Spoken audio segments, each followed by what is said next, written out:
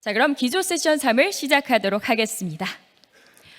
네, 현재 인구 구조와 산업 구조의 급변으로 지역과 지역 대학은 위기를 맞이하고 있습니다. 이에 지역과 대학이 동반 성장하기 위한 공동의 발전 전략을 수립 추진해야 된다는 목소리가 점점 커지고 있는데요. 이번 세션은 지역 혁신 퍼스트 무버로서의 글로컬 대학을 주제로 한국보다 먼저 위기를 경험하고 혁신을 통해 극복한 성공 사례를 공유하며 우리나라 대학이 나아가야 할 방향을 함께 모색해 보도록 하겠습니다. 세션 좌장은요, 김우승 글로컬대학위원회 부위원장께서 맡아주시고 요네야마 히로시 리스메이칸 아시아태평양대학교 부학장님, 그리고 배상훈 성균관대학교 교육학과 교수님이 발표를 준비해 주셨습니다. 그리고 기조연설을 해주셨던 유하시필레 전 핀란드 총리께서 토론자로 함께해 주시겠습니다. 자, 그럼 김우승 부위원장님과 연사 및 토론자 여러분을 무대로 모시겠습니다. 큰 박수로 환영해 주시기 바랍니다.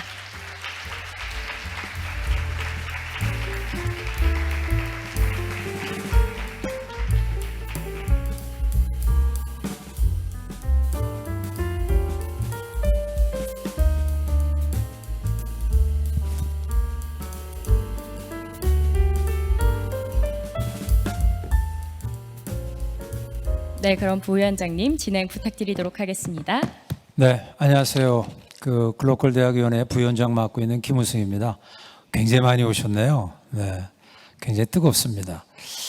지금 설명을 해주셨지만 지금 굉장히 대학의 주변 환경 또 산업에 대한 주변 환경들이 우리한테 그렇게 우호적인 것 같지는 않습니다. 특히 지역 대학 마찬가지고요. 그래서 지역 대학하고 지자체 이거 어떻게 같이 콜라보레이션을 통해 가지고 지역을 좀 이끌어갈 것이냐. 그래서 우리가 교육부에서 이제 라이즈 체계라고 하는 리저널 이노베이션 시스템 앤 에듀케이션이라고 하는 플랫폼을 구축을 했고요.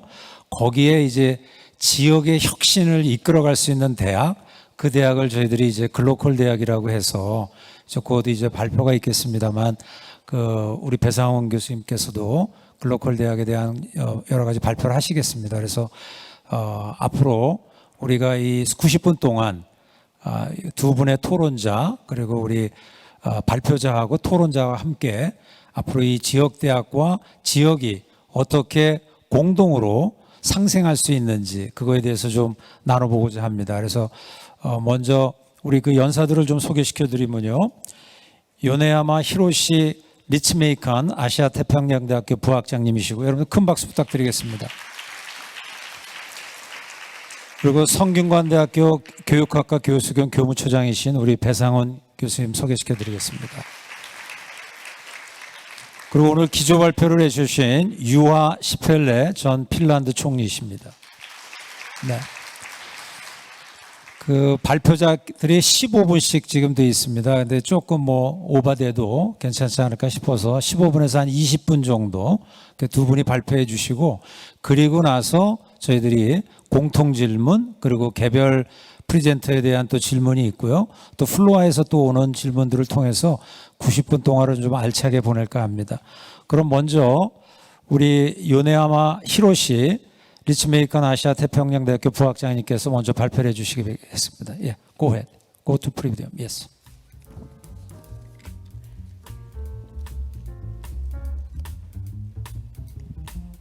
Good morning. Thank you very much, Chairman Kim, for your kind introduction. I'm Hiroshi Yoneyama from Ritsumeikan Asia Pacific University in Beppu, Kyushu, to tell you some of the experiences of APU as an international university. Thank you for inviting APU to this prestigious Global HR Forum 2023. We are thrilled at the prospect of exchanging ideas and information with all of you. I joined APU in 2020, so my experiences at APU is a little bit limited, but we share a lot of our experiences within ourselves. So I think I can tell you something. starting next January, I will be the president. So part of what I'm going to tell you includes my reflections as a vice president. We feel honored to be mentioned in the Korean Ministry of Education's Global 30 document. After it was published, there was a surge of interest from Korean educational institutions, including universities and high schools. It was published only in Korean. So our Korean language instructors alerted us about the document. We fed the text to an AI, which is very fitting to this year's forum's theme, and studied it. The machine did a decent job, but some of the local details were not very easy to understand. I'm hoping that the Ministry of Education will publish the official English version of the document, because all the world is watching and is interested in this bold experimentation of Korean universities. The rapid aging of the population is a common phenomenon in Asia. Right now, and in the coming decades. Japan experienced it first, but Korea and China are catching up at an unprecedented pace, and other Asian societies, Thailand, Vietnam, Taiwan, to name a few, are following.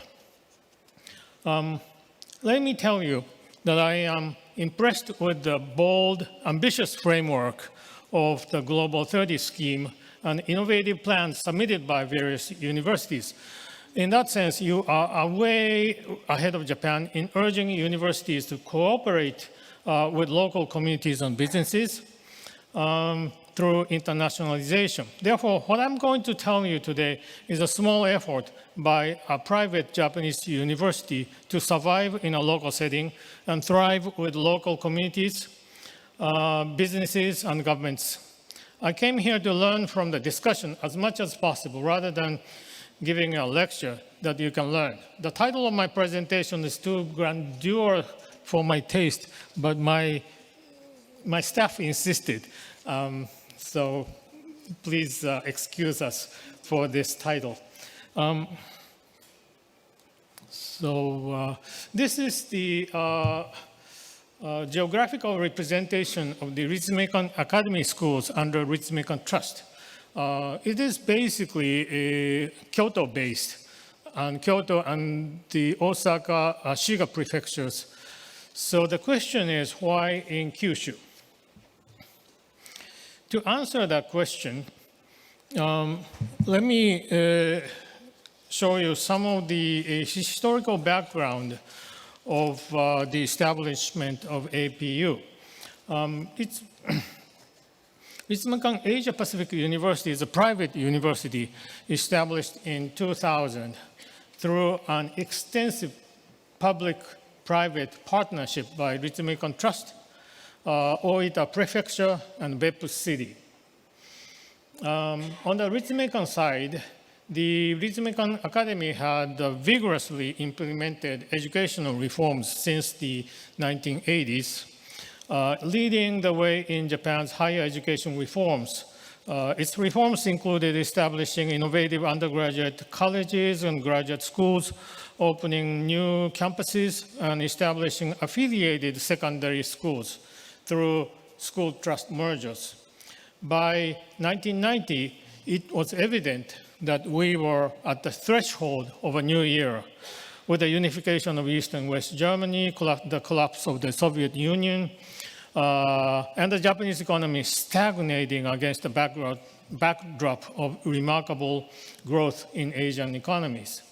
Despite the Japanese government's 100,000 foreign students plan of 1983, the number of international students accepted in 1990, 7 years into the plan, was still around 40,000.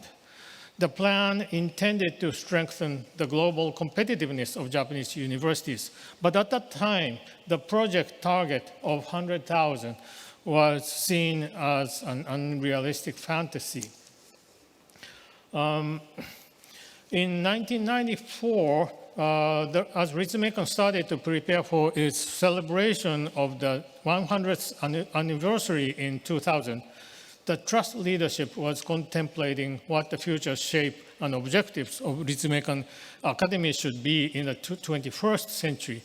One of the focal issues was the internationalization and the realization that the new century was the era of the Asia Pacific, as opposed to European and American centuries that preceded it.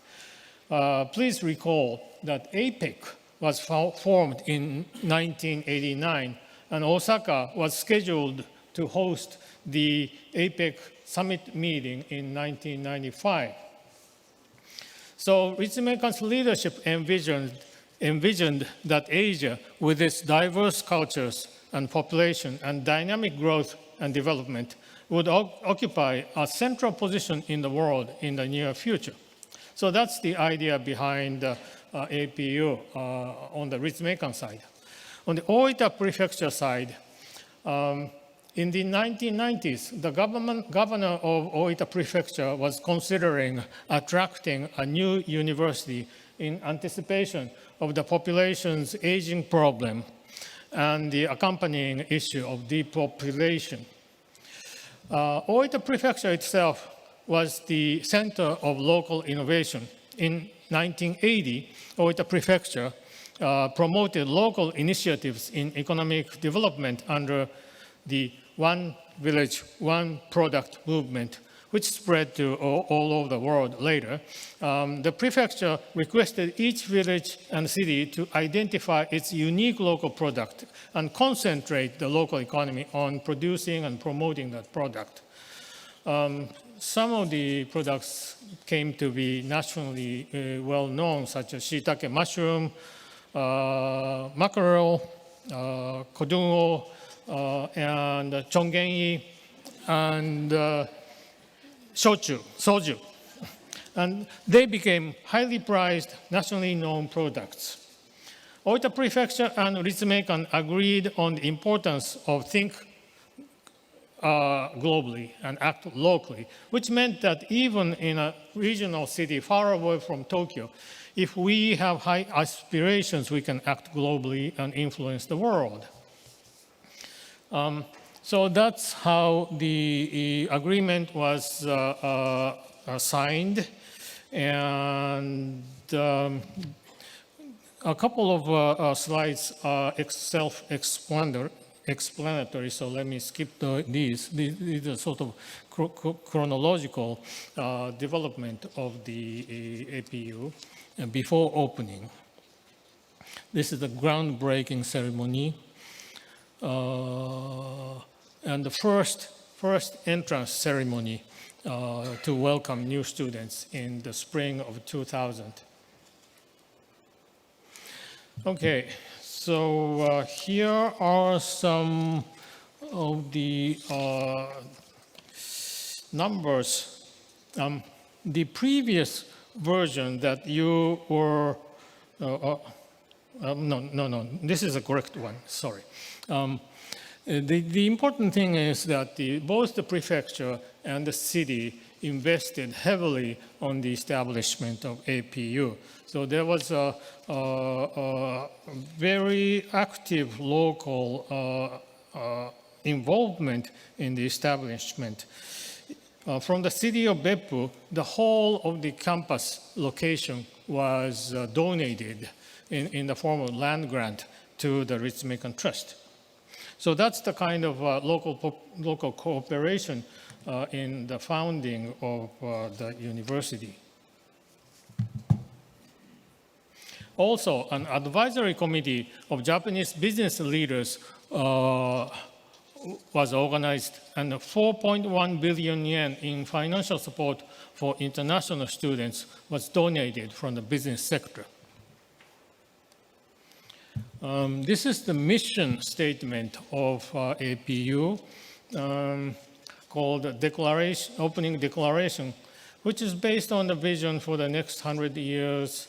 Some of the key words are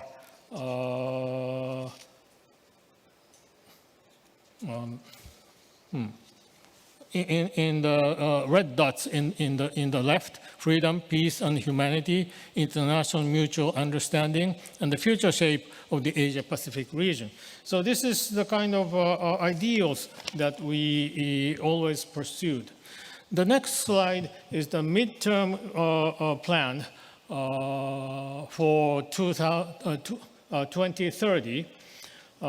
We started discussing this 2030 vision in 2015. APU's new goal is to send out students who will change the world. So we want to become universities where its graduates have the capacity to change the world. These are the summary of some of the numbers.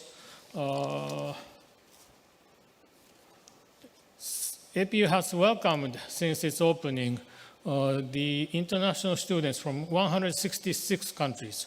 Currently, we have 6,000 students from 107 countries and regions.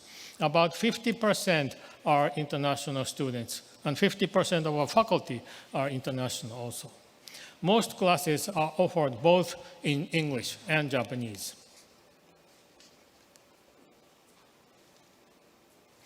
Let me skip this. This is the composition of undergraduate colleges and graduate schools. Please note that APU is essentially a social science school. The College of Sustainability and Tourism is a brand new college which opened in the spring of 2023. So they are only half a year through. It has focused on regional development, especially sustainable development. And it has strong component of tourism, which is also a form of sustainable development of localities. So this very much is intended to cater to the development of the local communities. And the Oita Prefecture's newspapers were sort of ecstatic that we came up with this plan for a new college. These are some of the data of international recognition. We think it is important to be internationally recognized. For example, getting a AACSB on top opened vast possibility for us to make research and student exchange agreements with reputable overseas universities. Also, these are some of the international rankings.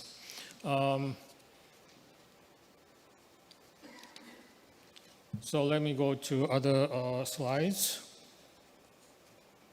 These are some of the characteristics of APU's educational system. I'm not going to mention in details, but please take a look at them. And this is the Japanese government's top global university project, which started in 2014. We received a Type B grant, and it enabled us to be known within the international circles of universities around the world. Let me skip this slide on dormitories, which is very important. We house most of the freshman population, both domestic and international, in the dormitory, and get them together, let them live together for 1 year, which is an interesting experiment for the students to be exposed to international environment. Alumni is very important for us. It is fantastic that so many of them are proud of APU alumni and continue to think that they want to contribute to the further development of the school. Okay, data on local impact. Now, the existence of APU has significantly impacted the population signature of the city of Beppu. Oita Prefecture is number 3 in the rank of the ratio of international students per total population, due mostly to the existence of APU. Both Kyoto and Tokyo has dozens and hundreds of universities and colleges. So you can see the impact on Oita. Another figure is the economic impact. Well, I received a question from one of you about the impact, economic impact. I'm sorry, the figures were wrong by 1 digit. So the impact was 1/10 of what you initially saw in the slide, but it is a significant impact to the local economy. This is how the students participate in various local events with local population. This is also the continuation of the theme. The students, for example, assisted the city in creating the Muslim-friendly map. Okay, these are the highlight of some of the collaboration. And this is the list of cooperation with corporations in management education. Time is running out, so let me conclude. So what are the takeaways from APU's experiences?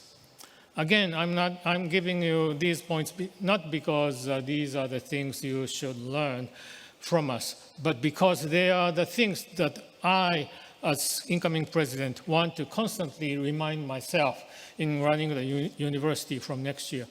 One, vision and mission is essential. Our predecessors, well, I'm talking to all the college-affiliated people here.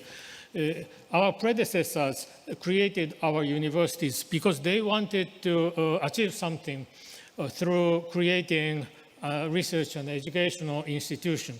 It is desirable to keep revising the mission in response to the changing world, but I believe we should always refer to our missions when we make crucial decisions. Number 2, do not mold yourself in the image of outsiders. Government, ranking agencies, accreditation bodies, you do what you need to do. And if the government subsidies fit your overall objectives, make use of them. But the government will not guarantee your prosperity or survival. Your Global 30 document stresses autonomous plans of universities, which means that the Korean Ministry of Education expects autonomous initiatives. Number 3, students and alumni are your greatest assets. Give them good educational support and you have the strongest, most reliable supporters. Number 4, this is the last one. Try to become a university that the local people think is the jewel of their community. By local people, I mean not just local governments and corporations, but ordinary people who live close by. So this is my message to you, and I hope we'll have a fruitful discussion. Thank you very much. 네. 나중에 이제 질의나 이런 것들은 저희들한테 해주시면 플로어에서 나중에 시간을 또 드리도록 하겠고요. Thank you for your presentation. 다음은 우리 배상원 처장님께서 글로컬 대학에 대한 그 발표를 좀 해주시겠습니다.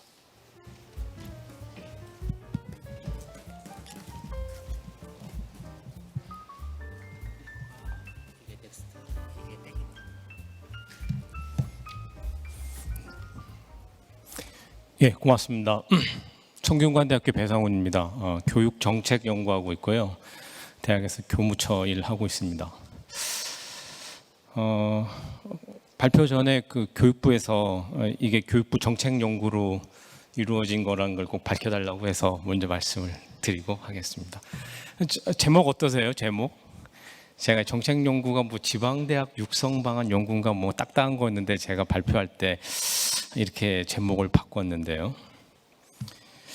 궁금하시죠? 시작하도록 하겠습니다. 그래서 이게 이제 포럼에서 발표하는 것이기도 하지만 이게 교육부 정책 연구였어서 교육부가 가서 발표한 것의 축약이라서 이런 포맷을 가지고 발표를 하겠습니다.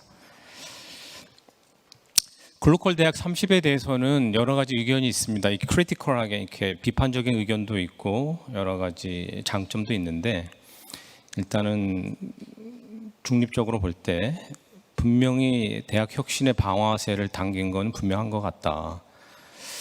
저희가 총 62개 대학의 혁신 보고서를 살펴봤습니다. 저희 연구진이 한 8명 되는데요. 이 대학들이 보니까 각자 또 특이한 현상이 협력해서 비전과 전략을 수립하고 이게 좀 키워드 같아요. 각자의 강점과 비교 우위를 살려서 구현할 방안을 모색하기 시작했다라는 게 저희가 발견한 가장 큰 것이었는데 연구 문제는 보시는 바와 같습니다. 여기에 대해서 하나씩 설명을 드리도록 하겠습니다. 총 20개의 theme, 범주를 가지고 혁신 기획서를 보기 시작을 했고요. 처음에 15개 예비 지정된 대학들을 살펴보았고 연구자끼리 크로스 애널리시스하고 그 다음에는 안타깝게 이번에는 좀 찬스를 갖지 못한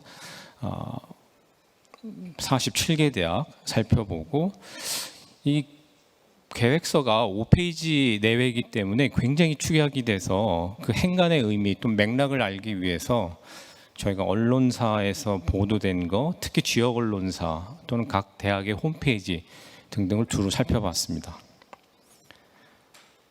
이게 제일 중요한 포인트 중에 하나겠죠. 여러분 많이 궁금하실 것 같은데요. 여기서 좀 시간을 쓰도록 하겠습니다. 클리어하게 예비지정 대학과 미지정 대학의 차이가 반드시 이것만은 아닌데요. 미지정 대학일지라도 훌륭한 케이스는 많이 있었습니다. 첫 번째 저희가 발견한 것은 정말 담대하게 뭔가를 써냈다. 제가 이런 표현을 썼는데 교육부 가서 논의할 때 상상 가능한 모든 혁신 플랜을 내놨다. 근데 그게 이제 다른 모습을 보면 이게 도대체 실현 가능할까라는 생각도 없지 않아 있었습니다. 굉장히 그랜드하게 또 파격적으로 제가 이제 대학에서 학생처장도 했고 교무처장도 했기 때문에 우리 교수님들의 생리나 대학의 특성을 잘 알고 있는데요. 그게 가능한가 할 정도로 2%더 혁신을 했다라는 게 거고요. 두 번째 특징이 큰 비전 밑에 여러 가지 전략 과제를 잘 배치를 해서 구조화한 것 같았다. 그리고 실천 가능성을 보려고 대단히 애를 썼다. 네 번째는 역시 아마 교육부에서 그렇게 큰 모델을 줘서 그런지 지역과의 상생 발전에 상당히 초점을 주었다였는데요. 저는 밑에 두 가지 발견한 것에 있어서 학자로서는 좀 관심이 컸습니다. 너무 중요한 것 같은데 여기 대학에서 오신 분들 많이 있을 것 같은데요. 대학들이 참 공부를 많이 했다는 인상을 받았습니다. 학습 조직이었다 이게. 대학들을 저희가 관찰해 보면요, 정부가 무슨 사업을 내놓았을 때 빠르게 TF를 만들고 한 몇 달 모여서 고민하고 계획서를 내고 또 돈을 받는. 그런데 이번에 이제 예비 지정된 대학들을 적어도 계획서와 여러 자료를 봤을 때 꽤 오랜 시간 동안 학습을 했다라는 게 드러났거든요. 여기 아마 대학의 리더십들도 많이 와 계실 걸로 보여지는데요. 이게 조금 이렇게 포장 잘해갖고 되는 시대는 이제 간 것 같아요. 제가 15개 보니까 자기 대학에 대한 공부, 자기 대학이 위치한 지역에 대한 공부, 대학의 미션, 대학의 롤 이런 것에 대한 공부를 상당히 많이 했다라는 겁니다. 그러니까 임기응변이나 몇 사람의 개인기로 되지는 않는다. 너무 중요한 레슨인 것 같습니다. 제가 이제 대학 교육, 대학 혁신을 연구하는 연구자인데요. 대학이 참 놀라운 특징이 있는데 대학이 연구자들의 집단인데 대학을 연구 안 합니다. 자기 대학을.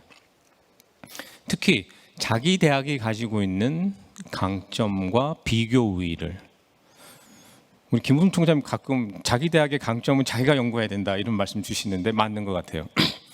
마지막으로는 이게 뭐 확실한 관련성이 있는지는 모르겠지만 상당수의 예비 지정된 대학들이 일관된 정책 리더십을 가지고 있었다. 다시 얘기하면 총장님들이 연임을 했다든지 또는 그 대학에서 기획처에서 플래닝을 했던 분이 총장이 되셨다든지 그런 면에서 상당히 저는 의미가 있다고 봤습니다. 그리고 대학에 있는 큰 보여지는 컬처가 저희 이제 학문에서는 sense of pride라고 하는데요. 하면 되겠다 이런 거 있죠. 그게 굉장히 중요한 것 같아요. 교수님들 사회, 직원 사회, 또 공동체가 저희 뭐라고 하냐면 climate of, 그러니까 sense of pride, climate of success 이렇게 한번 성공해 본 경험, 자신감을 가지고 쓰는 거죠. 이게 15개 대학의 큰 특징이었고 이번에 안타깝게 기회를 갖지 못한 대학들은 대체로 대개 이제 대학의 혁신은 패키지로 가야 됩니다. 학생도 바꿔야 되고 교수도 학사 구조도 펀딩도 지배 구조도 비전도 다 같이 바꿔야 되는데요. 일부 몇 가지 포인트에 초점을 둔 대학들이 있었고 제일 아쉬운 것은 뭔가를 쓰긴 써야 되기 때문에 백화점식으로 나열을 했는데 이게 구조화되지 않은 느낌? 제가 이제 중장기 발전계획 수립위원회 이런 걸 해보면 맨 위에 비전이 있고 그것에 맞춰서 교무처든 산단이든 또 학생처든 가야 되는데 되게 그렇게 하죠. 대학의 리더십들이 발전계획 가져와 보세요 하고 이제 호치케스로 딱 찍는 거잖아요. 그게 이제 임프레시브하지 않은 거죠. 다음 넘어가겠습니다. 예비 지정된 대학의 혁신 전략 이게 아마 궁금하실 텐데요. 적어도 연구진이 발견한 건데요. 저희는 놀랍게도 공통점이 있었다는 걸 발견할 수 있었습니다. 4가지 카테고리에서 11시 방향에 굉장히 교육 혁신은 기본이었다는 학습 지평을 확대한다. 그러니까 네모난 교실에서 교수 한 사람이 여러 학생을 아날로그 방식으로 가리키는 것에서 벗어나서 디지털을 도입하고 온라인 등등 또는 학습의 고객을 하여튼 학습 지평을 확대했다. 그리고 몇몇 대학에서는 AI 등등 미래형 교육 혁신을 치밀하게 고민을 했다. 그리고 벽 허물기는 기본이었던 것 같고요. 7시 방향에 대학의 활동 무대를 확대하려고 애를 썼다. 이게 굉장히 중요한 거예요. 그러니까 대학의 미션을 재해석했다는 건데요. 우리끼리 아이들 잘 가르치면 대학이 이제 존재하는 게 아니고 지역 사회에 무언가를 해야 되겠다라고 특히 저는 국립대학들이 이러한 대학의 미션을 재해석하기 시작했다는 데에서 가장 큰 의미를 부여하고 싶습니다. 지역과 대학이 같이 가는 것이다라고 깨닫기 시작한 그런 사업이었지 않았을까. 5시 방향에 적극적으로 연대하고 협력. 저는 시간이 날 때마다 대학끼리 경쟁하고 안 보여주고 하는 것이 무슨 소용이 있는가. 같이 저는 이렇게 표현하는데 교육적 동업이라고 표현하는데요. 십시일반. 재밌는 것은 연대와 협력의 파트너가 네이버, 그러니까 옆에 있는 친구 대학, 동료 대학뿐만 아니라 인더스트리, 심지어 어느 대학들은 그 지역에 있는 연구소 또는 로컬 거버먼트 다 이렇게 연대와 협력을 가져가려고 했다는 것. 1시 방향의 지속 가능성이 너무 중요합니다. 지속 가능성을 보장하는 요건은 첫 번째는 학습 조직이었다는 거죠. 공부하는 사람들이 있죠. 몇 명 TF. 그래서 저도 이제 대학에서 TF 많이 하는데요. 저는 의도적으로 젊은 교수님과 직원들 많이 듣습니다. 이분들이 계속 키워가지고 말이 좀 그렇지. 다음 단계 센터장도 하고 처장도 해서 계속 이어가야 되기 때문에 대학에 이렇게 계속 축적된 널리지가 있어야 되기 때문에요. 일관된 리더십 너무 중요한 것 같고요. 개방형 거버넌스. 그게 공통이었다면 상당히 오버랩 되지만 5가지 모델이 좀 나왔는데 이건 좀 이따 좀 자세히 설명하고 이게 이제 총 정리한 건데요. 4개의 공통 영역: 담대한 교육 혁신, 활동 무대의 확대, 지속 가능성, 적극적인 연대와 협력. 요것은 공통이었고 5가지 모델이 저희가 발견을 할 수 있었습니다. 각 대학들이 조금 더 초점을 둔, 첫 번째가 교육 혁신에 좀 더 방점을 둔 대학들이 있었습니다. 에듀테크, 제가 이제 대학의 학생 성공이란 말씀을 많이 드렸는데요. 성균관대 학생 성공 센터도 만들고 많은 대학들이 학생 성공처 만들고 있던데요. 철저히 커스터머 또는 우리의 고객 또는 우리가 이렇게 성공시켜야 될 사람들의 관점에서 공급자가 아니고 교육과정 학사구조 학생지도 이렇게 패키지로 바꾸려고 되게 애를 쓴 것 같았고요. 로컬에서 넘어서 글로컬 인재로 나가려고 했었고 주요 전략이 개방형 학사구조 뭐 등등. 옆에 얘는 그 혁신 보고서에 나온 대학들 이제 이런 대학들이 이제 혁신 모델 교육에 좀 방점을 두었다면 지역 사회에 배후 단지에 첨단 산업이 있는 대학들은 그것을 100% 활용하려고 애를 썼는데요. 대학, 기업, 지역이 수평적인 협력을 하고 시너지를 가지려고 해서 상생 발전을 가려고 했다. 이게 너무 중요한 것 같습니다. 이게 찾으려고 애를 쓴 것 같아요. 첨단의 의미는 꼭 바이오 2차 전지만이 아니고 컬처, 뭐 등 전통까지 특화 산업과 연계해서 거기에 교육도 연계하고 학사구조도 연계하고 R&D도 연계하고 글로벌 파트너십도 일관되게 가는 거죠. 그 지역에 맞춰서 대학을 만들고 프로그램을 만들고 글로벌 파트너를 찾고 심지어 공유 대학을 하고 이게 딱 일관되게 가는 것 같습니다. 세 번째가 지역 동반 성장 모델. 국립대에서 많이 나타나는데 상당히 반가운 거였는데요. 이제 대학이 지역의 성장까지 책임지는 인스티튜션이어야 한다. 고등교육 기회가 없는 지역에 우리가 고등교육 기회를 고르게 해줘야 되겠다라는 생각을 갖기 시작한 것 같고, 거점 국립대, 제가 이제 농담 반 거점 국립대, 거점이란 말은 그렇게 함부로 쓰는 게 아니다 이런 말을 했는데요. 거점 역할을 하려고 애를 쓴다. 지역과 대학의 동반 성장, 책무성에 대한 인식, 대학 거버넌스를 묻고 광역. 근데 이게 지역에 꼭 광역일 필요는 없는 것 같았습니다. 어느 한 대학은 사립대학이었는데요. 거점 국립대가 되게 도별로 하나가 있으니까 그 도를 다 책임지겠다는 게 있었는데 어느 사립대학은 그 기초자치단체 그 시를 전체를 캠퍼스 타운으로 한번 만들어 보겠다. 굉장히 앰비셔스했고요. 임프레시브했습니다. 또 어느 대학은 고등교육이 없는 데 찾아가서 뭔가를 하겠다. 지금까지 대학이 이렇게 어려운 지경이었는데도 사회에서 그렇게 도움을 받지 못했던 것은 아마도 대학들이 그동안 셀피시하지 않았는가 하는 반성이 있는 것이죠. 네 번째, 글로벌 심화 모델인데요. 솔직히 고백하면 이번에 교육부에서 로컬을 많이 강조하셨기 때문에 글로벌 면에서는 임프레시브한 건 없었습니다. 솔직히 많은 대학들이 외국인 학생을 유치하겠다까지 왔는데 그런 면에서 오늘 APU 모델이 굉장히 의미가 있다고 생각돼요. 전 2019년에 APU를 다녀온 적이 있었는데요.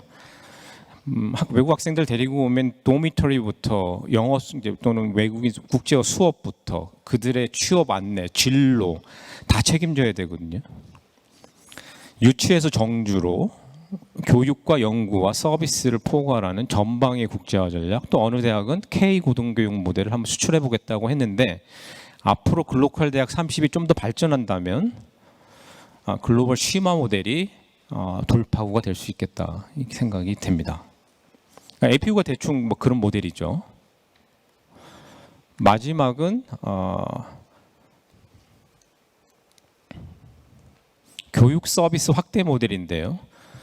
고등교육의 서비스를 트래디셔널한 스튜던트, 고등학교 졸업한 친구들만 바라보는 게 아니고 지역 주민, 재직자까지 우리 클라이언트를 확대해 보겠다고 생각하는 거죠. 주민의 재교육, 향상교육, 지자체에 아주 밀착해가지고 그 지자체에 어떠한 교육 수요가 있는지를 보고 플랫폼을 만드는 전략이었고요.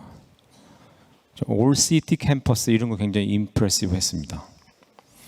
임팩트, 첫 번째 임팩트는 대학 사회 전반에 이제 혁신하지 않으면 살 수 없다라고 하는 메시지를 준 것 같고요. 그래도 무한 경쟁에서 협력과 연대와 균형 발전을 이끌었다는 것이 좀 보여졌습니다. 낮은 수준의 학점 교류 수준에서 넘어서서 상당히 높은 수준까지 간 것 같고요. 개인적으로 반가웠던 것은 대학의 가치와 책무를 저는 이게 가장 파운데이션이라고 생각합니다.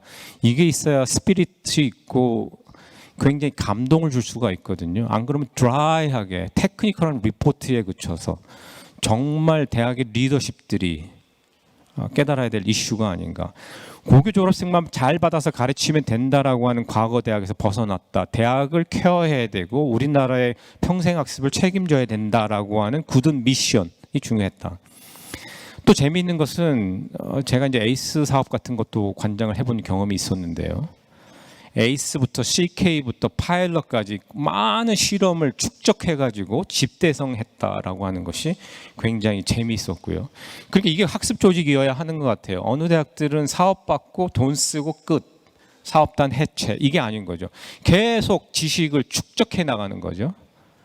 knowledge, 그러니까 지식, 실험하고 평가하고 피드백하고 업그레이드 시키고, 담대한 비전과 일관된 리더십, 그렇습니다. 뭔가 코어에서 이걸 드라이브하는 중요했습니다. 지역사회에서는 이제 지역과 민글되지 않으면 대학이 살기 어렵다고 하는 메시지를, 라이즈 사업 얘기 많이 하는데요. 라이즈라는 게 뭐냐면 뒤에 좀 다시 얘기하겠습니다. 대학 규제 많이 교육부가 노력하는 것 같아요. 옛날에 그 뭐 4대 요건 중심으로 했는데 규제 수집을 많이 해가지고 바꿔보겠다고 했는데요. 제가 성대 교무처장이라서 하나 재밌는 얘기 하나 좀 나누고자 합니다. 대개 이제 벽 허물기 그러면 학과 간 통합을 많이 하는데 저희는 좀 학과 간 통합이 조금 또 다른 방식으로 했는데요. 보십시오. 공대 사례인데 선택은 필수가 줄어야 선택이 됩니다. 그래서 저희는 뭐 전공 필수가 한 63학점 됐는데 설득을 하니까 많은 학과에서 51학점으로 낮춰주고 나머지 12학점을 공대에서 횡으로 쳐서 마이크로 디그리를 한 10개 정도 만들 건데요.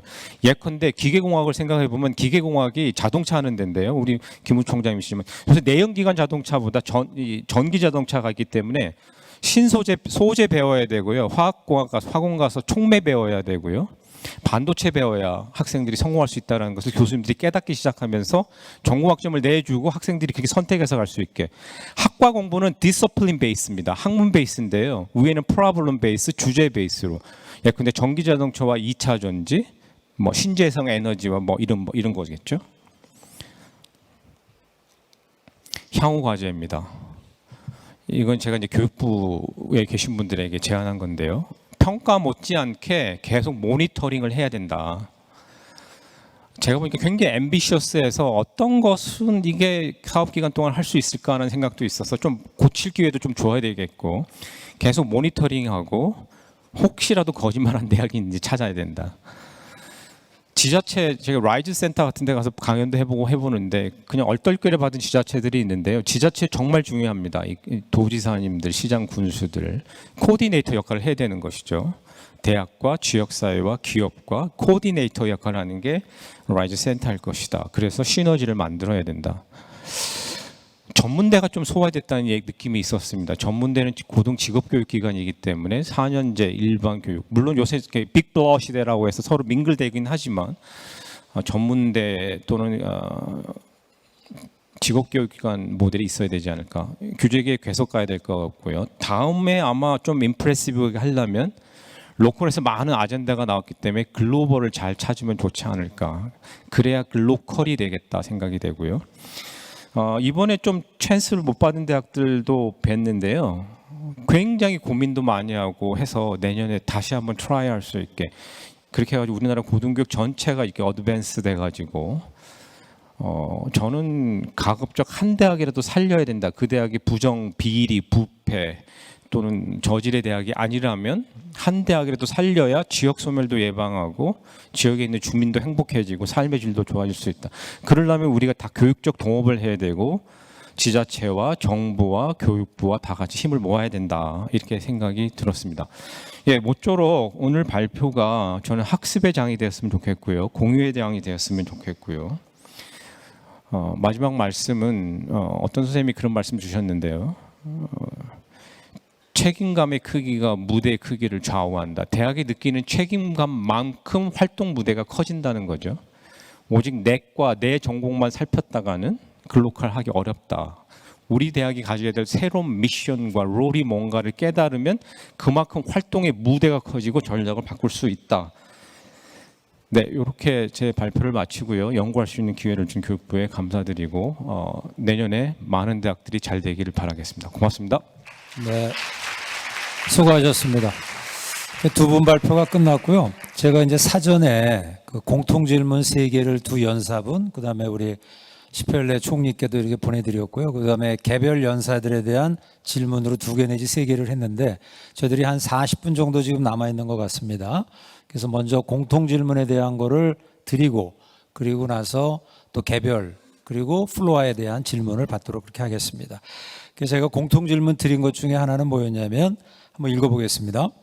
대학과 지역의 동반 성장이라는 측면에서 성공적으로 운영 중인 해외 클러스터 단지를 보면 대학 기업 간 협업을 통해 실무 능력을 갖춘 인재를 양성하고 또 그 인재들이 산과 학 간의 공동 연구를 통해서 지역과 국가 경제 발전을 기여하고 있다.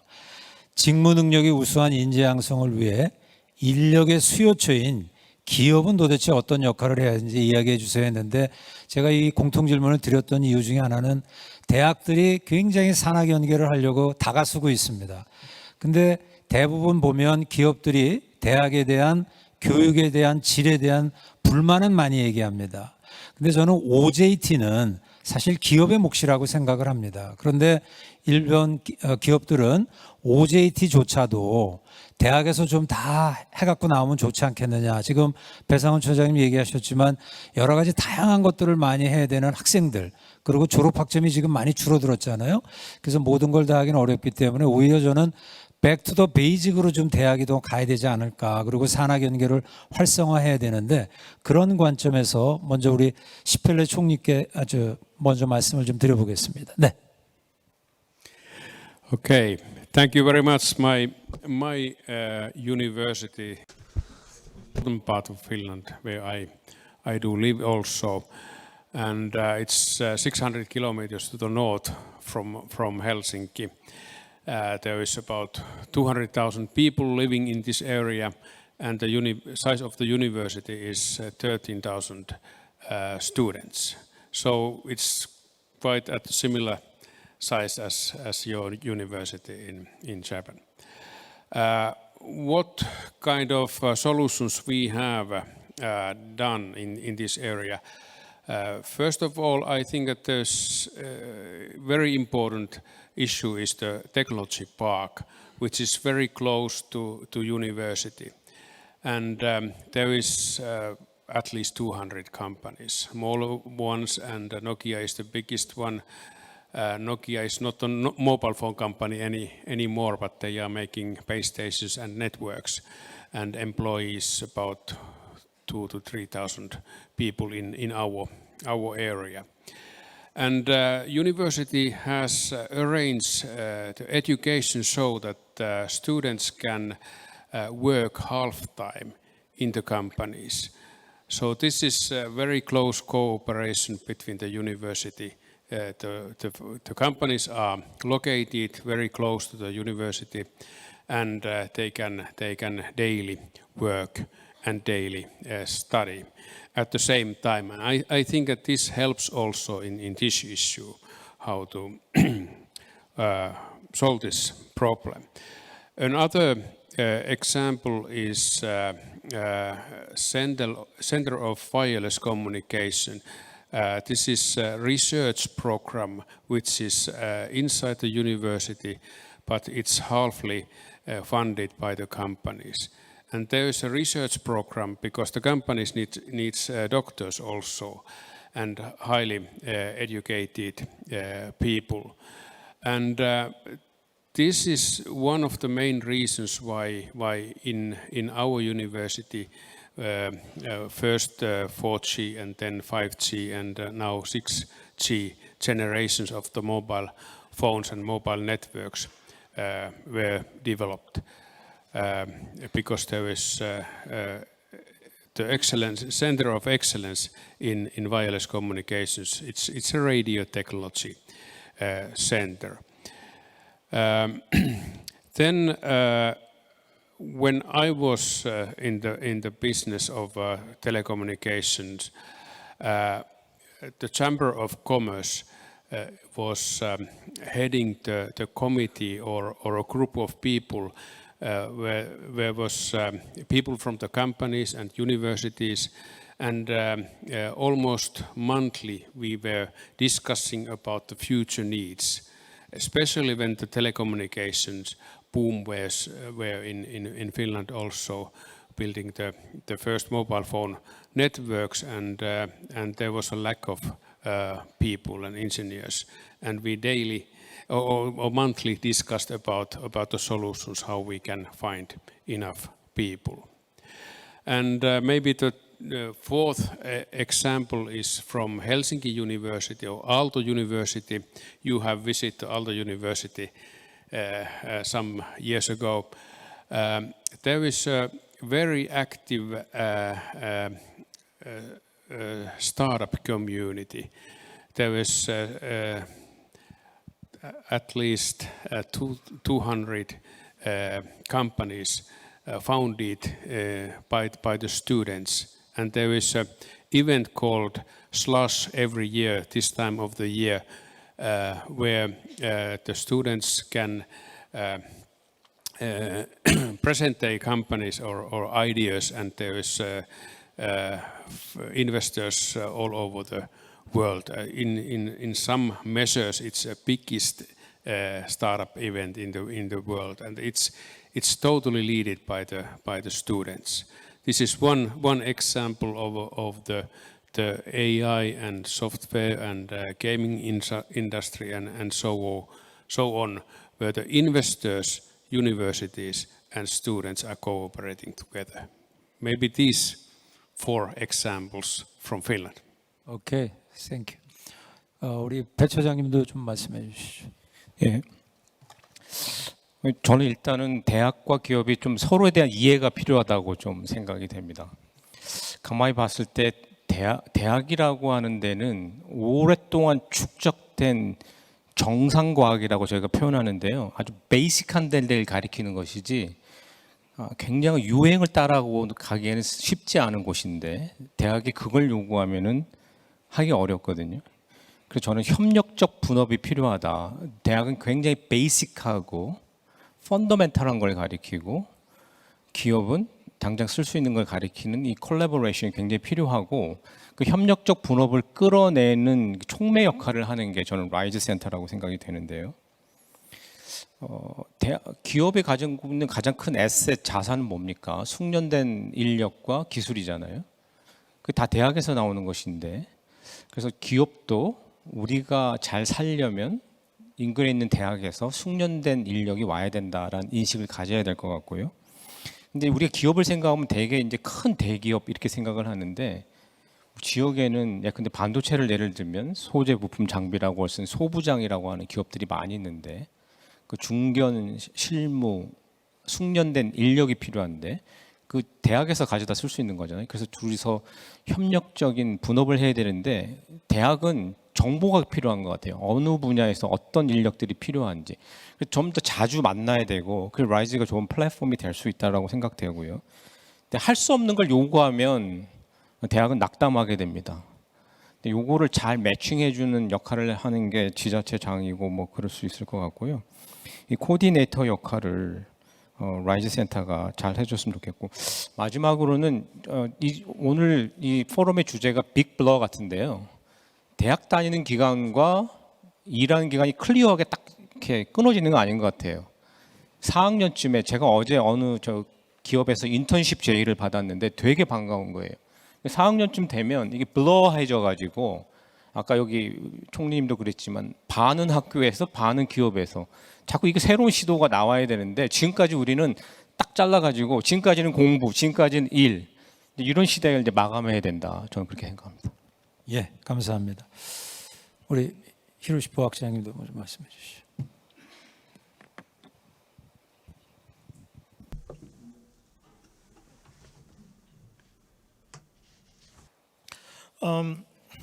Let me tell you about what's going on in Japan.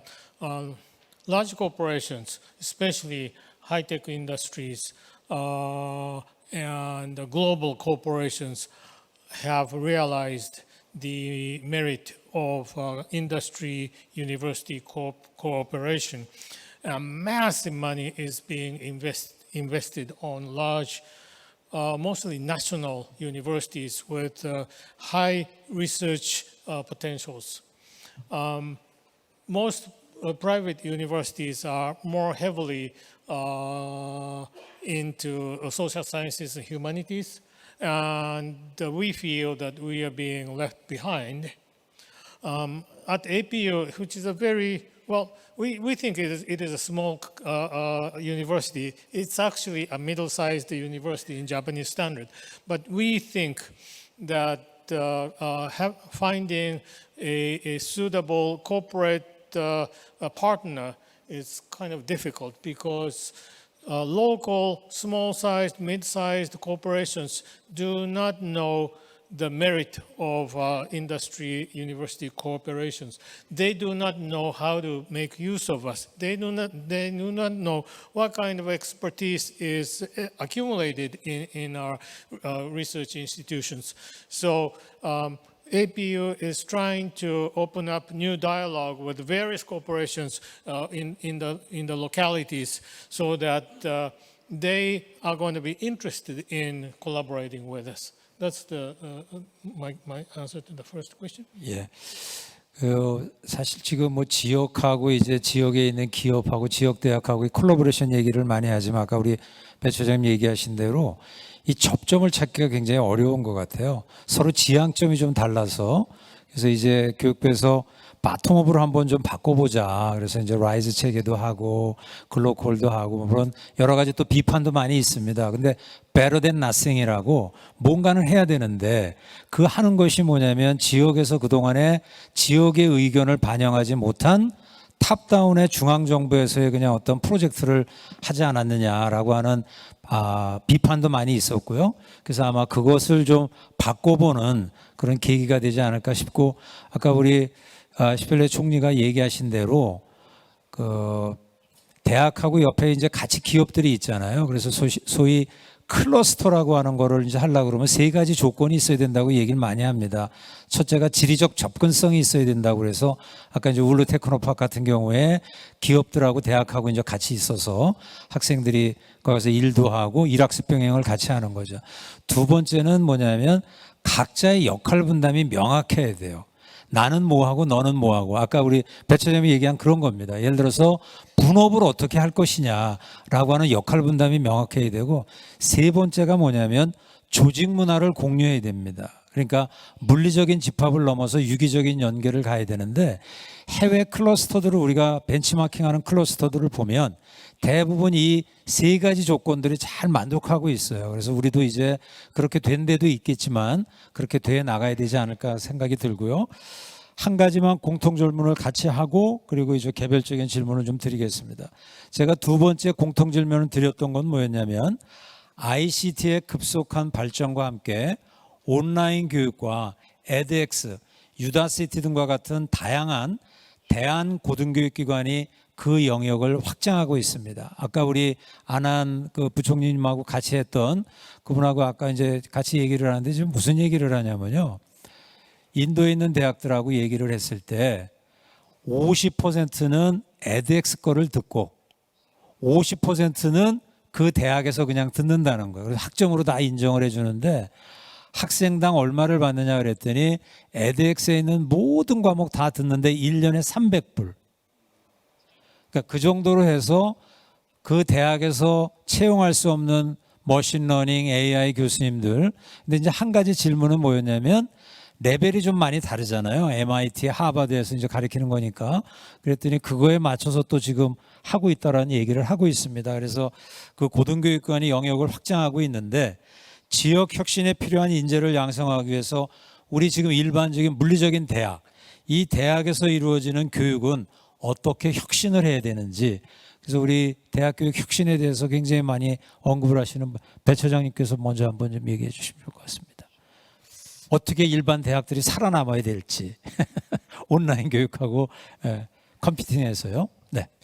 제가 몇 년 전에 읽은 책 중에 재미있는 책이 있었는데요. 원서인데 아마 제목이 Reinventing America's University, 미국 대학의 뭐 재구조와 이런 건데 부제가 재미있었어요. 부제가 뭐냐면 Mission Centered Market Smart인 건데요. 대학의 가치와 본질은 딱 잡고 있대. 마켓에 대해서는 스마트하게 대처해야 된다. 우리 지금 총장님 말씀하신 것처럼 유사 고등교육 공급자 온라인들이 막 오고 있는데 벽 쌓는다고 살아남을 수 없는 거거든요. 근데 재밌는 현상은 코로나 끝나고 나서 온라인 다 돌아간 거 아시죠? 다 돌아갔습니다. 이게 굉장히 리질리언스 한 건데 마켓의 변화에 굉장히 스마트해야 된다고 생각이 들고요. 저는 오늘 그런 말씀을 꼭 드리고 싶은데 비교 우위의 시대가 왔다. 모든 학생 성공 관점에서 봐도 한 사람 한 사람이 강점이 있듯이 대학이 다 강점이 있거든요. 자기 대학의 비교 우위를 알고 찾으려고 노력하는 대학이 살아남을 텐데 에덱스나 이런 데하고 대학이 가질 수 있는 비교 우위가 뭘까 생각해 보면 그런 데는 널리지를, 그러니까 지식을 전파하고 기술을 알려주는 거라면 저는 대학이 그것에 더해서 다른 걸 좀 해야 된다고 생각합니다. 리더십을 트레이닝해주고 팀워크를 키워주고 사회 정서 역량을 키워주고 물리적인 캠퍼스의 시설이 와서 좀 머물고 싶고 이렇게 돼야 되는데 그렇지 않으면 판판이 그 유사 고등교육 공급자를 이길 수가 없는 거거든요. 그쪽이 잘하는 것은 그쪽을 쓰게 해주고 대학이 잘할 수 있는 것은 이런 거죠. 만약에 여러분들이 우리 대학에서 학생들이 나왔을 때 집단적인 집합적인 특성이 뭐냐? 우리 아이들은 리더십이 좋다. 우리 아이들은 팀워크가 좋다. 우리 아이들은 공감밥 계열할 수 있는 사회 정서. 그렇게 되면 동아리를 키워야 되고요. 농아를 가야 되고요. 학생 활동을 열심히 해야 되고. 그러니까 대학이 할 길을 찾아야 되고 아까 말씀드렸듯이 학습을 많이 해야 됩니다. 우리 대학이 어떻게 비교 우위를 가질 수 있을까? 옆에 대학에 비해서 유사 고등교육 공급자에 비해서. 예. 저 유사라는 말에 굉장히 와닿습니다. 진짜가 아니고 유사 고등교육. 저는 대한 고등교육이라고 많이 얘기를 하고 있었습니다만 확 와닿습니다. 예. 근데 지금 말씀하신 유사 이 고등교육이요. 생각보다 엄청나게 지금 다가오고 있습니다. 이미 아까 말씀드린 대로 인도의 지금 대학들하고는 정부 차원에서 지금 한다는 거 아니겠습니까? 정부에서 에드엑스랑 해가지고 거기가 아까 한 5,200만 정도 된다고 그러잖아요. 아까 그 로컬이. 그 정도가 지금 하고 있기 때문에 이게 우리가 생각하는 것만큼 쉽지 않다. 그리고 지식 전달 기관으로서의 대학의 수명은 전 종료했다고 봅니다.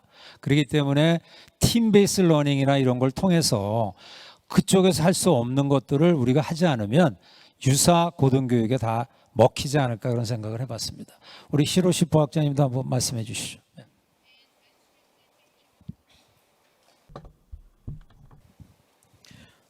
Thank you very much. I agree with Professor Bay completely in the importance of the university's merits and the strength of sort of non-knowledge transmission type of education.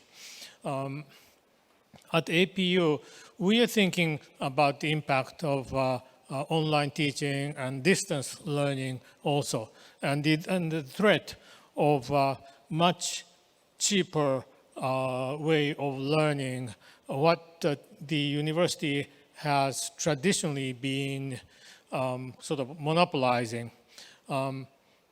But after the corona crisis is over, we forced our students to come back to campus And it's a wonderful thing to see young people mingle with each other, learn from each other, have all kinds of interactions.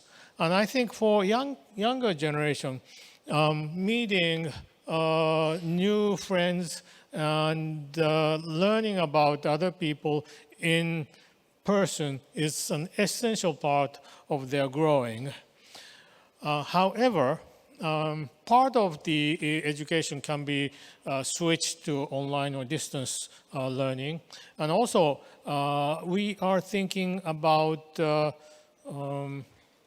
reaching out to the working population, adults who has had no access to university education in the local settings. And people who work in Tokyo have abundant opportunity to take night classes, but in local cities, it's very difficult.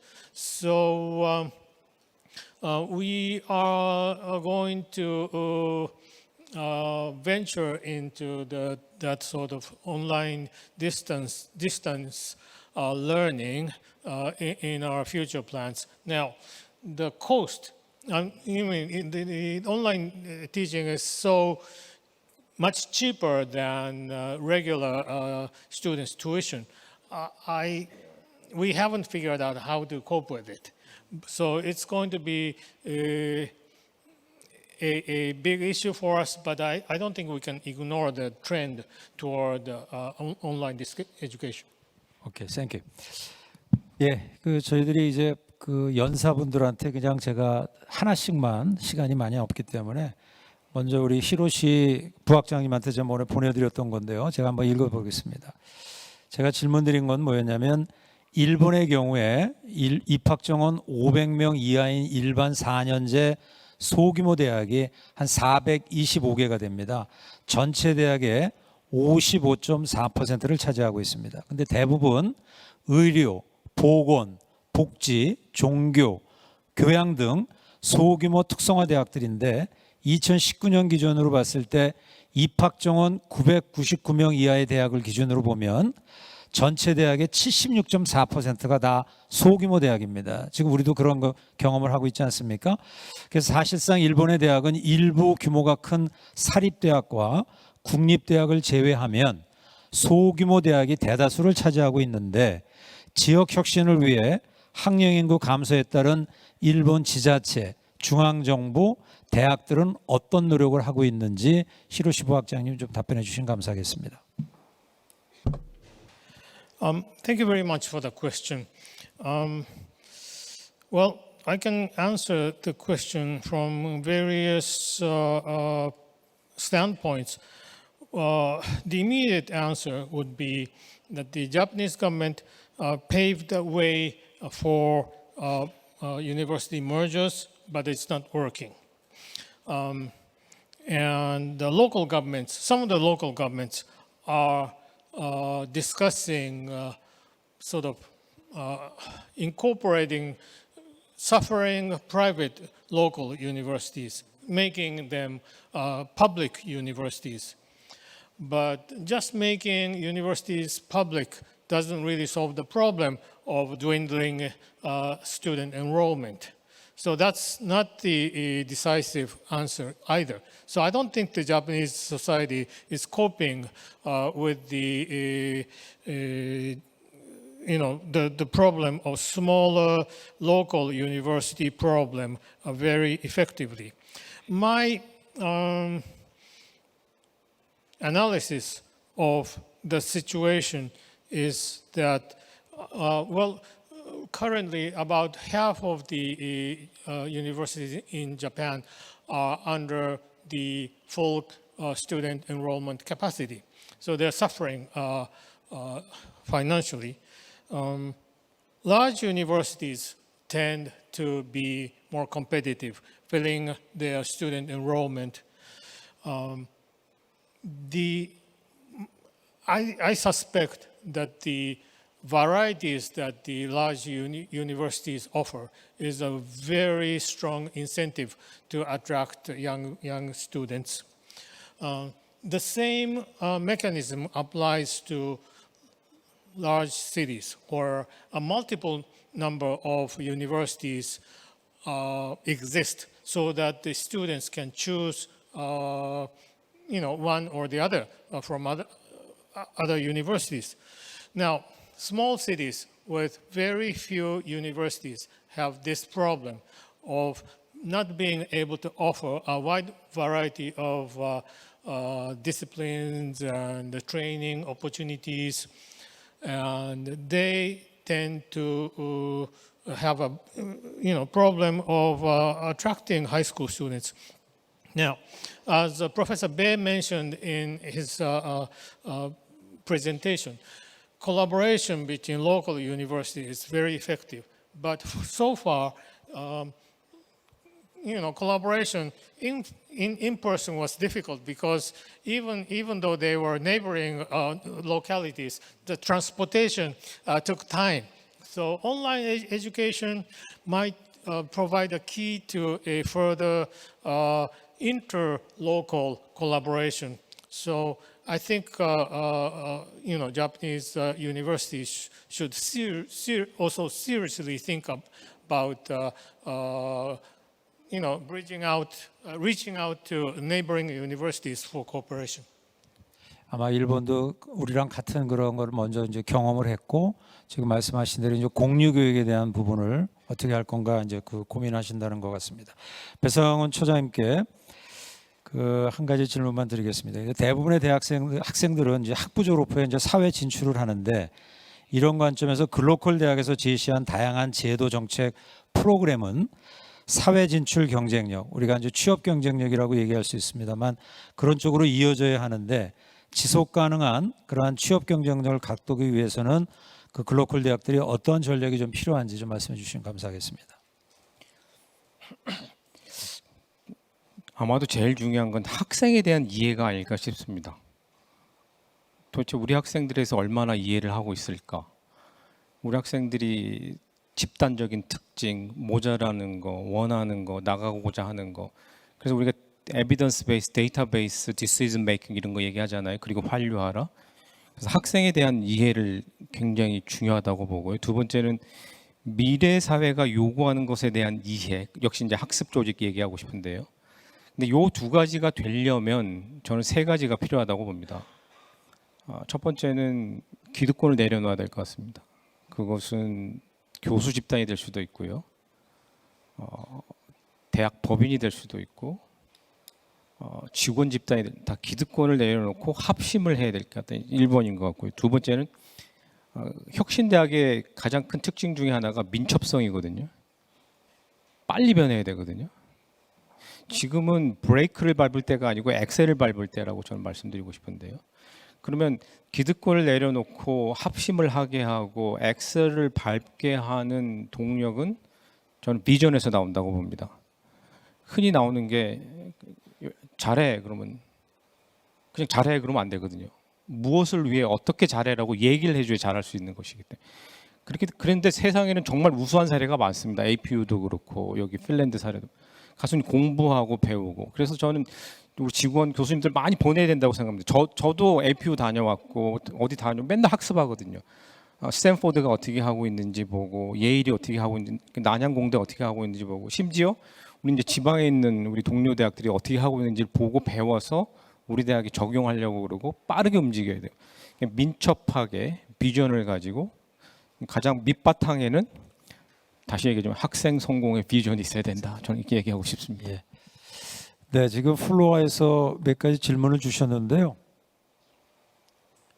이게 지금 뜨나요, 같이? 화면 송출 눌렀는데 네, 질문이 뭐냐면 우리 히로시 부학장님께 질문입니다. 외국인 학생들의 적응도는 어떤지 그리고 APU를 졸업한 학생들은 오이타현에 취업을 하고 있는지 궁금하다고 질문을 주셨습니다. 네.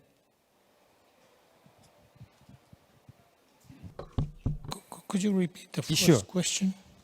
외국인 학생들이 이제 굉장히 많고 그 학생들이 적응하는 게 어떤지 학교에요. 그리고 APU를 졸업한 학생들이 그 오이타현에 취업하고 있는지 궁금하다고 이렇게 질문을 했습니다. Okay, the first question. Students adapt very well to APU environment. We have a 20-year experience of making an environment in which the international students do not feel left alone in the majority of Japanese students. I mean, you know, they even the Japanese students do not form the majority, so they feel very at home. And we have classes, we have night classes in the dormitory to facilitate international collaboration and mutual learning. So I think we are pretty successful in terms of making international students feel at home at APU. Can I go to the second question? Yes. The second question is, it's very difficult. I don't want to sound harsh to the Oita people, but Oita's economy really are not in need of internationally trained students. So most of our students seek jobs in Tokyo and in the metropolitan areas of Kansai. Many of the international students seek further education in the English-speaking countries. So the rate of students who remain in Oita is very small. However, some of them start new businesses in Oita. So I don't think there is no possibility of collaboration between international students and local communities. But if the young students want to establish their living by making money, then the choices for them to remain in Oita is rather small. Okay, thank you. 사실 학생들이 이제 대학에 오는 거는 취업 경쟁력이라고 저는 생각을 합니다. 그래서 취업 경쟁력이 좋은 대학이 학생들한테 전 좋은 대학이라고 생각을 하고요. 그런 관점에서 우리 시펠레 총리께 좀 여쭤보겠습니다. 핀란드의 그 대학들이 학생들의 그 취업 경쟁력을 갖추기 위해 어떠한 노력들을 하고 있는지 그걸 좀 한번 얘기해 주시면 좋겠습니다.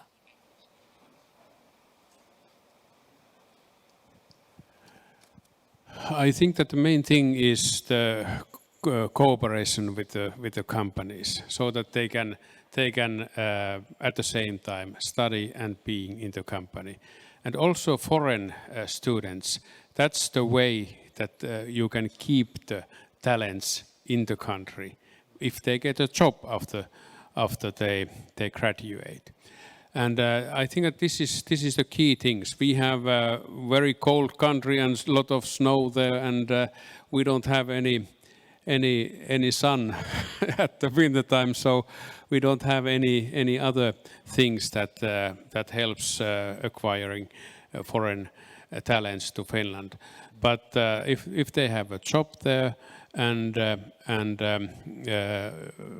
they like the environment, and I agree that after the pandemic everything goes online, and now we are a little bit stepping back, and I think that this is necessary also to find a balance for the online courses and what do you do in the facilities. But may I continue in one thing, because universities are worried about the birth rate and the situation in general in Finland, in Japan, here in South Korea also. But I think that lifelong learning is the solution for that. The Apex solution is quite amazing. I would say that to build a small programs, so that the people who are working in the companies, they can educate themselves. For example, these AI courses are very popular at the moment, and I think that this is the area where we have to study more in the universities and collaborate there. And also small universities can be excellent in a small areas, and they can sell the courses over the net to the other parts of the world. But I think the competition will be quite hard because everything goes online. Almost everything goes online. 오케이. 제가 아까 우리 총리님하고 좀 나눴던 얘기는 제 경험으로 아마 링크 사업단장님들하고 같이 저희들이 핀란드의 템페라 대학이라는 데를 갔었어요. 알려지지 않은 대학이잖아요. 근데 그 대학이 1996년도에 스마트폰이 그 템페라 지역에서 태어난 겁니다. 근데 갔더니 그 장표를 내놨는데 자기는 한 10,000명 정도 되는 학생 규모를 가지고 있는데 5개의 인터내셔널 커링 엣지 테크놀로지를 가지고 있다라고 얘기를 하는데 그게 그냥 쓴 것이 아니라 아까 배 처장님이 그 얘기 하셨잖아요. 이번에 글로컬 대학에서 이렇게 왔을 때 과연 저게 워크업을 할까? 팬시하게는 해놨지만 이제 그게 뭐냐면 진정성과 지속 가능성인데 거기에 나와 있는 그 템페라 대학에서 얘기했던 5개 그 커링 엣지의 그 테크놀로지가 다 인더스트리랑 릴레이트돼 있는 거였어요. 그 중에 하나가 뭐였냐면 모바일 머시너리는 우리가 1등이다. 근데 여러분들 존 디어라고 왜 농기계 하는 그 회사 있죠? 그 연구센터가 그 지역에 있더라고요.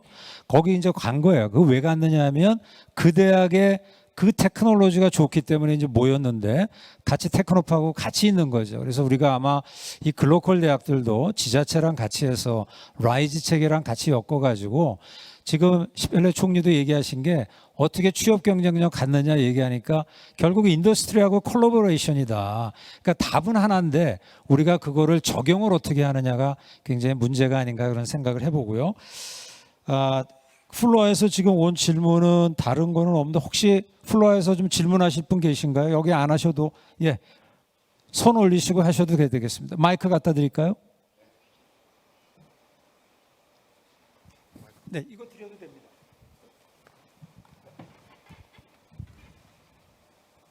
오늘 귀한 기회를 주셔서 감사드립니다. 재능대학교 이남식 총장입니다. 아까 글로컬 대학 설명하시면서 전문대학에 대한 배려가 좀 부족하지 않았냐 이런 말씀도 주셨고 또 글로벌에 대한 그런 것들을 강조하지 않았기 때문에 이번에는 좀 눈에 띄는 아이디어가 없었다고 말씀해 주셨습니다. 지금 전 세계적으로 보면 인구가 폭발적으로 늘어나고 있기 때문에 사실 인구의 부족 현상은 국지적이라고 보여집니다. 그리고 우리가 제조업 이후에 서비스 산업이 지배하는 21세기의 후반을 생각한다면 결국은 의료와 교육과 관광 이러한 서비스 분야가 국가의 기간 산업이 될 수 있는 기회도 있지 않겠습니까? 그래서 너무 지자체와의 협력만을 강조하다 보면 대학이 글로벌 무대에 나가서 템페라 대학 예도 들어주셨지만 5개의 세계적인 기술을 가지고 있기 때문에 경쟁력이 생기고 심지어는 존 디어까지도 핀란드에 온 거 아니겠습니까? 우리는 그런 비전을 좀 가질 수는 없는지 호주가 1년에 300억 달러의 교육훈련 수입이 있습니다. 그렇다면 디지털 트랜스포메이션 시대에 우리가 가지고 있는 교육 인프라들이 이제 국제 무대로 나가서 교육 경쟁력을 가지고 외국에 전 세계를 위해서 교육할 수 있는 기회 이런 것들이 글로벌 인재 포럼 2023에서 논의되었으면 하는 바람입니다. 감사합니다. 네.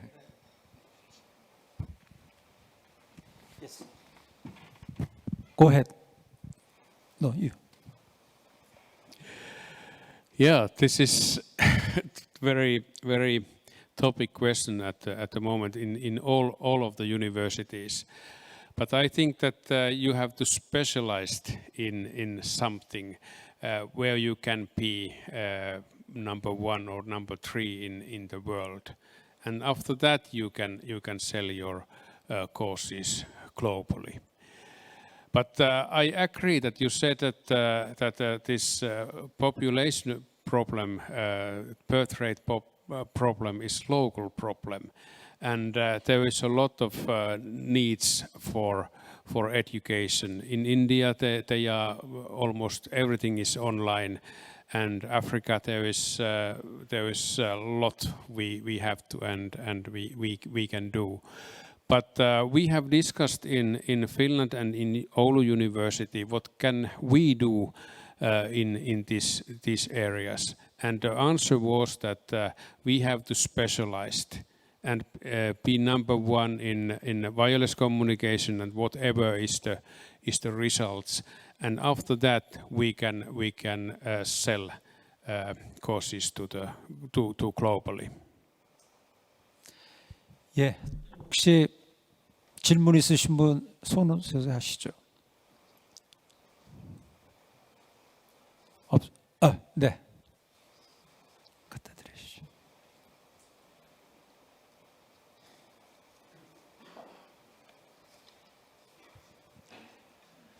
네, 오늘 좋은 말씀 잘 들었고요.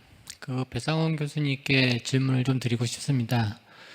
그 오전 그 대담 때에 저기 교육부 장관님 대담 때에 나왔던 얘기인데 그 50% 학점은 소속되어 있는 학교에서 취득을 하고 나머지 50%에 대한 학점은 온라인 타 대학에 있는 온라인 강의로 이수를 해서 수료를 할 수 있게끔 그런 것들이 대학의 벽을 허물 수 있는 방법이다라고 말씀을 하셨는데 지금 우리나라에도 K부쿠라는 온라인 사이트에서 다양한 대학의 전문적인 강의들이 지금 이루어지고 있잖아요.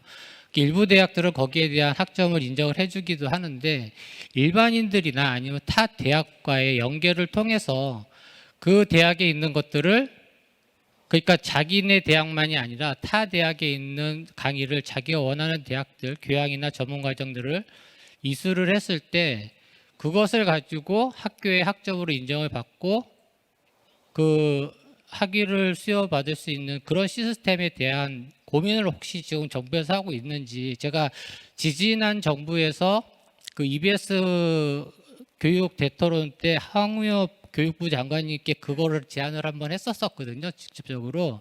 그래서 고민을 해보겠다라고 말씀하셨는데 지금 정부가 2번이 바뀌었는데도 그런 거에 대한 정책 성장이나 이런 부분들이 이루어지지 않고 있다라고 저는 생각이 되고 있어서 혹시 이번에 정책 개발을 하신다고 말씀을 하셔서 그 부분에 대한 것들이 혹시 또 고려 대상이 되고 있는지 그런 것들이 좀 궁금합니다. 네, 말씀하시죠. 제가 정책 결정자는 아니니까요. 근데 다만 충분히 가능하다고 생각이 됩니다. 저는 이 말씀 드리고 싶은데 무대는 확대하고 전략은 바꿔야 된다. 무크 50% 인정해도 된다고 생각해요. 가장 큰 걸림돌은 여기 다 아실 텐데 대학 혁신을 저해하는 가장 큰 걸림돌은 실제로 내려가면 교수들의 책임 시수와 학생들의 학점 위주 수강입니다. 등록금 이슈도 있고. 등록금 이슈도 물론 있죠. 근데 죄송합니다. 저는 요즘 무슨 고민을 하냐면요. 교수의 업이 뭘까를 고민하는 거예요. 강의실에서 학생 데리고 티칭하는 것만 업으로 생각하고 책임 시수를 부여하니까 무크가 와도 리지스트 저항하고 내 시수를 지켜서 내가 살고 싶은 거거든요. 무크 수업을 땡겨 쓰고요. 자기 업을 학생에 대한 지도, 창업 지도, 카운셀링, 컨설팅, 책 쓰는 거 다 변화해서 그게 교수의 업으로 인정해주면 그러니까 교수의 역할이 변하고 바깥에 있는 변화를 땡겨오고 이게 바로 빅블러라고 생각이 되고 지금까지는 울타리를 딱 세우고 교수의 역할을 고정적으로 학생을 교실에서 아날로그 방식으로 가르치고 그걸로 책임 시수를 하고 월급을 주는 시스템을 가졌기 때문에 굉장히 경직적인 것이고 아까 부총님 말씀 제가 못 들었지만은 50% 저기서 수업하고 굉장히 아이러니가 뭔지 아세요? 우리가 학생들을 우수하게 키울수록 학생들은 캠퍼스 밖으로 나가게 돼 있습니다. 우리가 학생들을 아주 꼭 잡아가지고 사육하듯이 기를수록 교수들에게 포획이 되는 겁니다. 훨씬 키워서 무크, K무크 다 듣게 해주고 교수들은 딴 역할을 할 수 있게 하는 게 저는 대학의 리더십이라고 봅니다. 네. 예, 시간이 뭐 다 됐습니다만, 야, 이거는 내가 꼭 하고 가야 되겠다. 예, 한 분 나타나셨습니다. 예, 마지막 질문하도록 그렇게 하겠습니다. 조금 시간이 지났지만 양해해 주시고요. 네, 오늘 발표 잘 들었습니다. 저는 건양대학교에 근무하고 있는 오도창 교수라 합니다. 산학 협력의 중요성을 굉장히 저는 일을 많이 하다 보니까 느끼고 있는데, 과거에 그 지방대학의 역할이라고 하는 것은 지역의 인재들을 잘 키워서 수도권의 유수한 기업에 보내면은 잘했다 이런 칭찬을 받는 그런 역할이었다고 생각합니다. 근데 지역 대학이 생존의 문제가 달려 있으니까 이제 학생들을 전국에서 받습니다. 지역에서 절대 충족을 할 수가 없는 상황에서 저희가 글로컬 사업도 고민을 많이 하고 하다 보니까 역시 말씀들 많이 하신 평생교육, 지역의 예를 들어서 특산물이나 이런 관련된 평생교육, 또 AI와 관련된 그 첨단교육, 그리고 교육부에서도 제도를 하고 있지만은 그 계약학과 이런 것들을 할 수밖에 없지 않느냐. 그래야 지역에 취업을 시켜야지 지역을 혁신을 시키는데 입학보다 취업할 때 수도권으로 더 몰립니다. 그러니까 지역에 취업을 시킬 방법은 생각해보니 기업을 유치하는 방법밖에 없다. 이 방법 외에는 아무런 방법도 없다고 생각이 들었습니다. 이 기업을 유치하는 문제는 산업단지 유치나 이런 문제하고 연관되는데, 전국의 산업단지 분포를 보면은 딱 특정 지역이 있습니다. 그 외에는 산업단지 유치하는 것이 굉장히 어려운 상황인 것 같습니다. 이것은 대학이 할 수 있는 것도 아니고 1, 2년에 끝나는 것도 아닌데, 이 산업단지 그다음에 우수한 그 우량 기업을 유치하는 문제, 산학 협력을 하려면은 너나 할 것 없이 수도권과 협력을 할 수는 없는 건데, 이런 유치를 하는 문제에 대해서 혹시 고민을 해보셨으면 좀 해안을 듣고 싶습니다. 네, 그냥 제가 마무리로 그냥 답변 드리도록 하겠습니다. 아마 그래서 지자체가 중요한 것 같아요. 지자체의 장이. 그래서 라이즈 체계가 이제 출범이 됐고, 아마 처음 시작하는 거기 때문에 트러블 슈팅을 많이 해야 될 거라고 저는 생각을 합니다. 그래서 지자체 장이 중앙정부랑 해서 지금 말씀하신 대로 저희들이 어떤 단지에다가 좋은 기업을 유치하려고 그러면 여러 가지 세제 혜택서부터 많이 있지 않겠습니까? 그래서 그런 관점에서 라이즈 체계에 대한 대학에서의 관심이 저는 굉장히 중요하다고 생각하고요. 이제 그런 것들을 지자체장들한테 계속해서 이야기를 하고, 그게 중앙으로 연결이 돼서 중앙에서는 여러 가지 제도와 정책으로 아까 말씀드린 클러스터 형태, 그래서 아까 우리 시페리 총리가 얘기하셨던 대로 그러한 그 클러스터 형태의 그것이 되면 그 지역의 대학과 기업들이 같이 살지 않을까 하는 생각을 해봤습니다. 예, 시간이 많이 흘렀고요. 여러분들 굉장히 많은 참석을 해주셔서 감사드리고요. 예, 인사드리고 끝내도록 하겠습니다. 고맙습니다.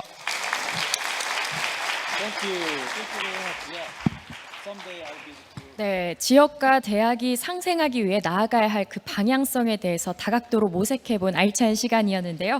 네, 모쪼록 좌장으로 수고해주신 김우승 부위원장님과 또 함께해주신 연사분들 다시 한번 감사드리겠습니다. 네, 감사합니다. 네, 하단해주시면 될 것 같습니다. 네, 감사합니다. 네, 이것으로 기조 세션 3이 모두 종료가 되었습니다.